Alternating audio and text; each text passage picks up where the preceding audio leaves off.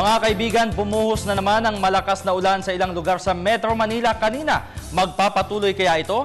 Alamin na natin ang pinakahuling ulat kaugnay ng lagay ng panahon mula sa aming kasamang si weather lover Amor La Rosa live mula sa Pag-asa DOST. Amor, magandang gabi sa iyo. Parang hindi pa rin tumitigil yung ulan. Meron pa tayong namumuong bagyo? Yes, magandang gabi Haji, magandang gabi Pilipinas. Ito na po ang latest sa lagay ng ating panahon. Panibagong low pressure air na naman po ang ating babantayan ngayon, and as of 4 p.m. kanina, namataan po ang low pressure area sa layong 1,010 kilometers. Yan po ay sa east ng Luzon. Ayon kay Mr. Buddy Javier na weather forecaster ng Pag-asa, masyado pa naman po itong malayo para magkaroon po ng direktang epekto dito sa ating kalupaan. Gayunpaman, patuloy po makakaapekto ang southwest monsoon o yan nga po yung hanging habagat na pinalalakas o pinag-iibayo po ng bagyong Manny na nasa labas ng ating PAR. Lumalayo naman po ito at kumikilos pa Japan, kaya para po sa mga nagtatanong kung mauulit ba this week ang lakas po ng habagat noong kasagsagan ng pag-iral ni Bagyong Maring, ay naman po kay Mr. Javier, sa ngayon po ay hindi pa naman po inaasahan this week dahil si Manny po ay malayo na sa ating PAR, kaya mas mahina po ang epekto ng habagat. Though mararanasan pa rin po natin ang mga malalakas ulan, lalong-lalo na nga po dito sa western section ng bansa, kabilang na nga dito sa atin sa Metro Manila.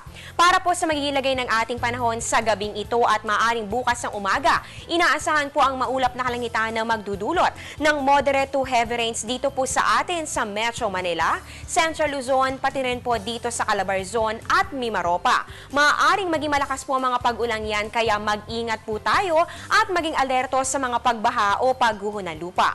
Ang natitirang bahagi naman po ng Luzon at pati rin po ang buong Visayas ay makakaranas naman ng mahina hanggang sa katamtamang pag-ulan o pagkidlat, pagkulog. At dito naman po sa bahagi ng Mindanao, makakaranas naman po kayo dyan ng maganda-gandang panahon dahil po sa bahagyang maulap na kalangitan na may isolated o mga pulupulong pag-ulan o pagkidlat, pagkulog lamang.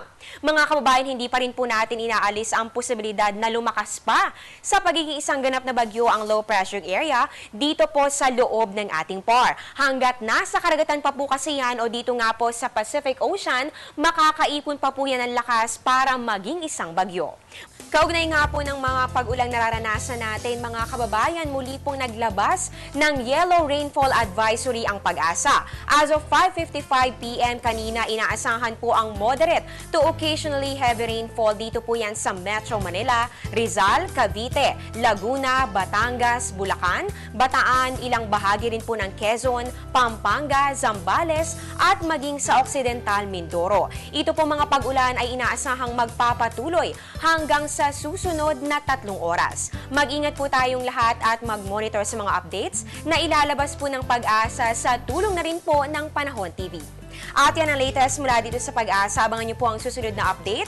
Mamayang alas 8 ng gabi, dito pa rin po yan sa Telebisyon ng Bayan. Kasama niyo po sa The Weekend News, ako pang inyong weather lover, Amor La Rosa, na nagsasabing ang taong handa at mahinahon, kayang lagpasan ang hamon ng panahon. Balik sa iyo, Haji. Alright, kailangan na naman pala maraming salamat sa iyong komprehensibong weather update. Weather lover Amor La Rosa nag-ulat ng live mula sa Pag-asa DOST.